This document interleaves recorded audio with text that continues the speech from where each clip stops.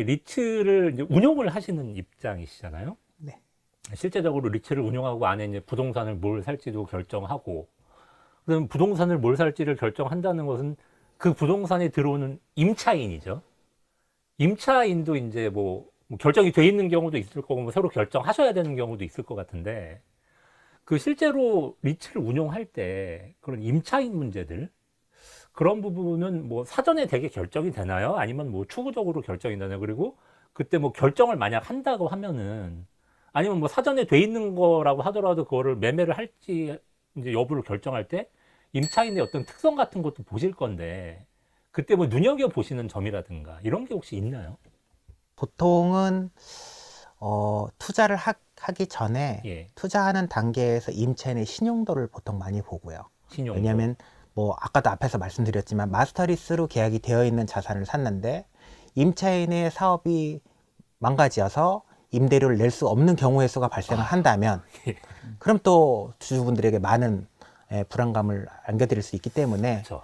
임차인의 신용도가 첫 번째인 것 같고요. 그리고 임차인이 하고 있는 사업의 어떤 매출의 성장이라든가 현재 트렌드와 맞는 부분들, 이런 부분들, 그래서 지속 가능하게끔 임대료를 낼 수 있는지를 확인하는 것이 제일 중요한 부분이고 저는 그렇게 또 하고 있습니다. 예, 특히 저희가 이제 1, 2년 투자하는 게 아니기 때문에 5년, 10년 이상 투자하는 거기 때문에 그 임차인이 속한 섹터의 업황이나 이런 부분들이 상당히 장기적인 관점에서 중요할 수 있거든요. 그래서 최근에는 저희는 뭐 다 잘 아시겠지만 테크나 아니면 바이오 이런 쪽이 성황 이런 쪽이 조금 더 발전하는 그런 임차인이 많은 지역들의 오피스나 이런 부분들이 더 성장이 빠르게 되고 더 자산 가치가 오르고 있기 때문에 아마 그런 섹터에 대한 부분들의 고민도 굉장히 많이 하고 있습니다. 자, 근데 이게 투자자 입장에서 좀 이제 여쭤보겠는데, 뭐 저도 실제로 이제 리츠 투자를 뭐 할 생각도 있고 하다 보니까, 근데 이게 국내랑 좀 다른 게요.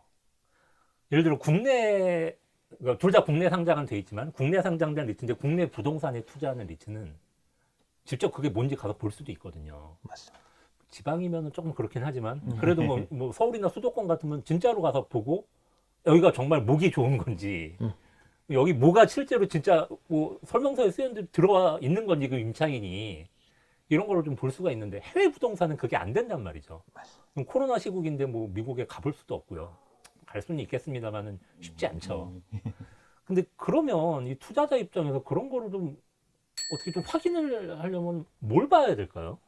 예, 물론 직접 가서 보시는 것만큼 가장 확실한 방법이 없겠죠. 근데 뭐 예, 이건 부차적인 방법이지만 최근에는 기술이 워낙 발달해서 구글 지도나 이런 데로도 현지에서 구글 확인 어스, 예. 굉장히 생동감 있게 확인하실 수 있는데요. 뭐 그것보다는 저희가 생각하기로는 결국은 그 전문가들이 그 중요한 부분들을 얼마나 꼼꼼하게 봤냐가 중요한데 그런 예. 측면에서는 그 대부분의 그 운용사들은 굉장히 전문적인 실사 집단들, 전문가들을 통해서 현장에서 실사를 하고 그러한 부분들에 대한 검토 보고서를 받아서 그런 내용들을 충분히 검토를 하고 이런 내용들이 이제 증권신고서나 이런 관련 서류들에 충분히 내용으로 담겨지기 때문에 그런 예. 관련된 내용들을 참고하셔서 이제 확인하시면 조금 편하실 수 있을 것 같긴 한데요. 예.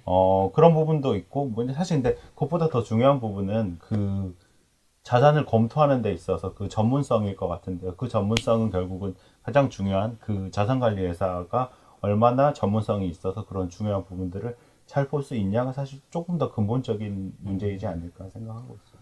그렇군요. 아무래도 뭐 이제 해외 부동산에 투자했던 경험이 좀 많다거나 이런 회사라고 한다면 뭐 전문성을 그렇게 의심하지는 않아도 뭐 되지 않을까라는 뭐 생각이 들긴 하네요.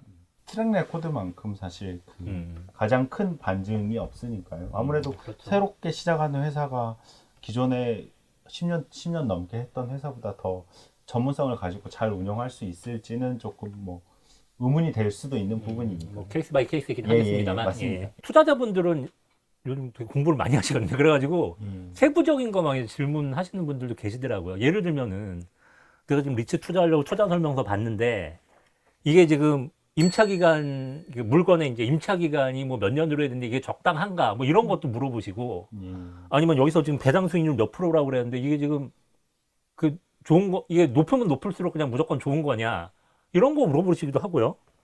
그렇던데 그런 부분에 대해서 어떤 기준이랄까 이런 게 뭐가 있을까요? 사실 저희도 절대적인 기준을 말씀드리면 제일 좋겠지만 절대적인 기준을 말씀드리기보다는 조금 더 원칙적인 부분을 말씀드리면은요. 예.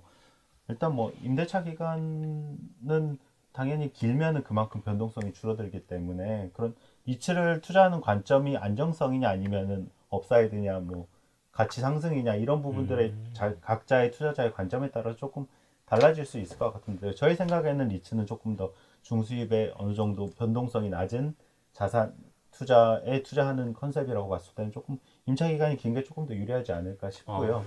근데 또 말씀하신 내용 중에 수익률이 뭐 어느 정도면 좋겠냐, 높은 게 낫냐, 높은 게 아니면 낮은 게 더 좋냐라는 측면에서는 어느 자산이나 사실 수익률이 높은 거는 그에 대한 이유가 있거든요. 근데 그래서 무조건 사실 수익률이 높은 것만 좋은 리츠라고 하기는 굉장히 뭐 어떻게 보면 위험할 수도 있는 생각이고요. 그래요? 그 수익률이 높은 이유가 무엇이냐를 조금 더 따져보시는 게 좋을 것 같고 저희 생각에는 좋은 자산인데 수익률이 어느 정도 적정 수준, 자기가 생각하는 수준 이상이라고 생각하는 자산 또는 리츠에 투자하는 게 조금 더 맞지 않나 저는 생각하고 있습니다. 그러니까 임대차 기간은 긴 게 안정적인 거는 맞다. 예. 근데 목표 수익률은 그 목표 수익을 주는 근거가 뭔지를 한번 잘 따져봐야 예, 된다. 맞습니다.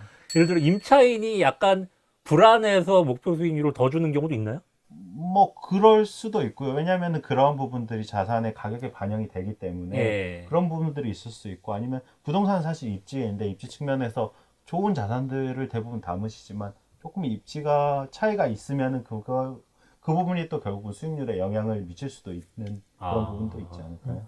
그렇군요. 알겠습니다.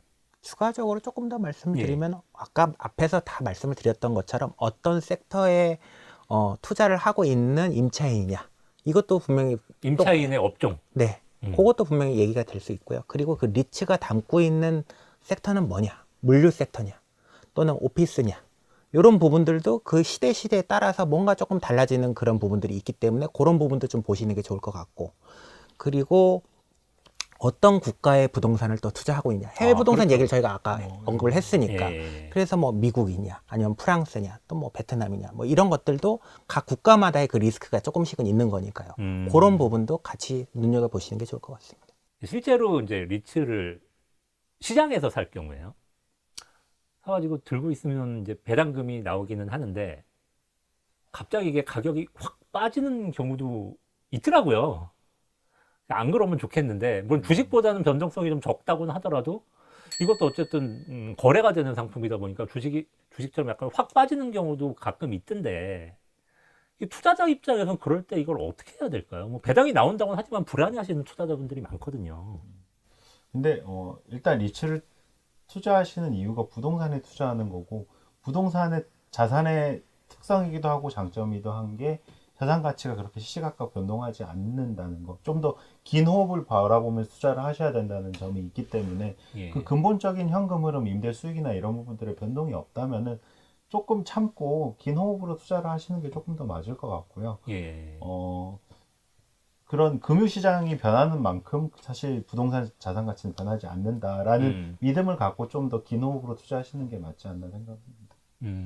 뭐 저도 마찬가지 의견이긴 한데 예. 요 리츠라고 하는 상품을 주식으로 보느냐 부동산으로 보느냐 어떤 쪽을 조금 더 중점으로 보느냐에 따라서 방금 말씀하신 부분은 달라질 수 있다고 생각이 되어집니다. 그렇지만 부동산으로 보시기를 조금 권장을 드리고요.